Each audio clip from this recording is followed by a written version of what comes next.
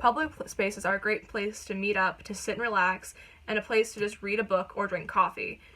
These spaces were designed with various factors in mind to make these people's lives better. That's what they're for. They're there to assist the general public. And these ideas are called humanities. Humanities are considered largely when creating these spaces. They've got to be accessible and usable for everyone who may use them. They've got to work for their intended purpose. Engineers have been building benches, buildings, and working on public transportation for years. Sometimes they do make mistakes. I mean, you can't expect them not to. But lately there have been more and more examples of engineers intentionally making anything from benches to buildings inaccessible for better curb appeal. It's well known that engineers are supposed to have very specific criteria in mind to make their projects accessible to the general public. I think this is what I mentioned earlier, humanities. The general public consists of both the general public and elderly people, people who are disabled. There are other factors that go into the design as well, such as what goes into making it visually appealing, environmentally friendly, and cost-effective. But lately, it seems like engineers are doing whatever it takes to make their designs more appealing, regardless of how it affects accessibility, and are even taking actions to limit people without homes from using benches and loitering in subways, bus stops, etc.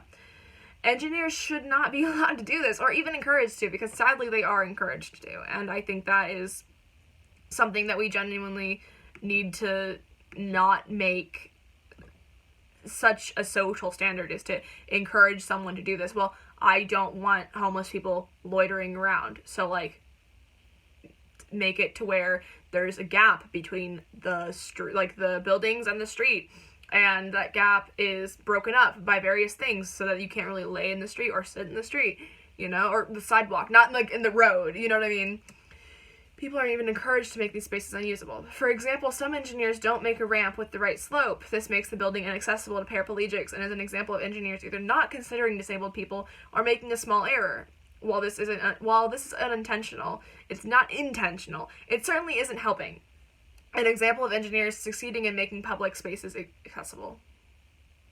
It's an example of the exact opposite, actually. Benches are being installed in public spaces that are unusable. There are various reasons for this. Either the bench looks appealing and accessibility factors haven't been considered, or they're specifically designed to deter people from using. For example, the Camden bench in London, which is actually a really popular bench that has been debated about, and it has been in art shows. It has been the greatest bench, or the most hostile piece of architecture, a most hostile bench, which I'll get into what hostile architecture is in a little bit. But it's been debated over, and it's won multiple awards, which is sad because it is a piece of hostile architecture. It's a good example of one of these benches. It was designed specifically to deter long-term use. It slopes at certain angles that keep people from sitting comfortably, causing their knees to hurt, their joints to ache, and not helping their posture. This makes it uncomfortable to sit on these benches for periods of time, and honestly is literally deterring people from using this bench for its intended use. It even gets to the point where they're making these things less functional, just to prove a point or to force an ideal. It makes it uncomfortable to sit on these benches for periods of time. Engineers also had other ideas in mind while designing this bench, such as it having a fluctuating edge to deter skateboarders. But this had a negative effect on those who wanted to use the bench, deterring homeless people from sleeping on these benches, and even from the general public from sitting on these benches. It's sad. These engineers definitely weren't thinking about their humanities and making these benches usable for disabled people, elderly people, and children.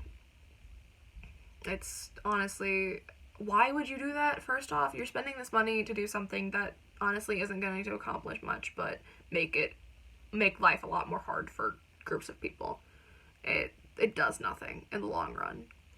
There are various other examples of engineers specifically making benches inaccessible, ranging from angles that aren't comfortable to sit on for more than a short period of time, to benches with literal spikes on them.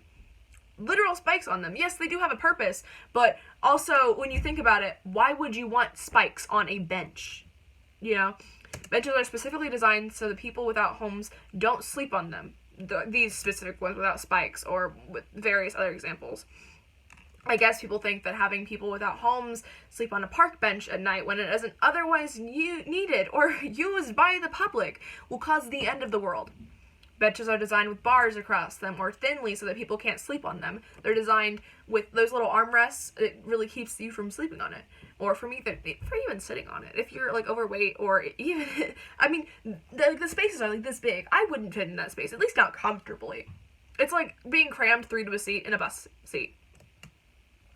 There are various other design examples that fall into this category of making them inaccessible. For example, spikes are seen in various areas, making it uncomfortable to sit on sidewalks or ledges. This is meant to keep birds from crowding in these places and also meant to deter skateboarders, but also makes it more difficult for people without homes to find a place to sit or a place to sleep or a place to just relax for long periods of time. This is referred to as hostile architecture. Hostile architecture is otherwise known as anti-homeless architecture. It is a form of architectural design to prevent crime and help maintain order. The fact that I got those mixed up, I do have a point about that actually. The fact that we have criminalized homelessness in like various states is ridiculous. We're spending money criminalizing homelessness, which is short term and isn't really going to do anything. It's only going to make the problem worse. But we're not putting that money into ending homelessness or helping people who are homeless. It's ridiculous. Hostile architecture is usually meant to deter certain people from using public spaces for what they're not meant to be used for, like vents that have gates around them or raised covers. These vents are usually used by people without homes during the winter time when it's cold out and they're seeking any amount of warmth that they can, and these vents are warm, but they can't use them. It does no harm having people without homes lie on these vents, but apparently it doesn't look appealing. Benches are also segmented and have armrests to break up the benches to keep people from laying on them. This deters people without homes from sleeping on the benches overnight and honestly serves no purpose and keeps disabled, elderly, and overweight individuals from using these benches as well. They often can't sit in these gaps comfortably, and like that's the whole purpose of the bench, you know? So much money is spent making architecture inaccessible for individuals without homes and criminalizing homelessness that it would be more economically friendly to put the money into housing for individuals without homes or in other ways that would help any other group that I have mentioned in here. It would cost $20 billion to end homelessness, for example. That's more than a large amount. This money would not end homelessness, at least not anytime soon, and I don't even think it could, but it could be better spent elsewhere. There are specific solutions for each of these issues. Engineers should be held to higher standards. Their reasons for their public designs should be scrutinized.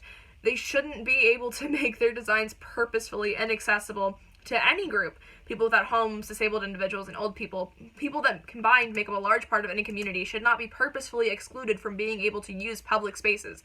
They shouldn't have to scream and yell for their voices to be heard. We need to make spaces more accessible. Engineers should have their ideas scrutinized and should have to specifically think of how their designs more available to the general public. Their designs should be looked over and possibly voted on by a group of people. Nothing large, just people that will review their designs. Thank you.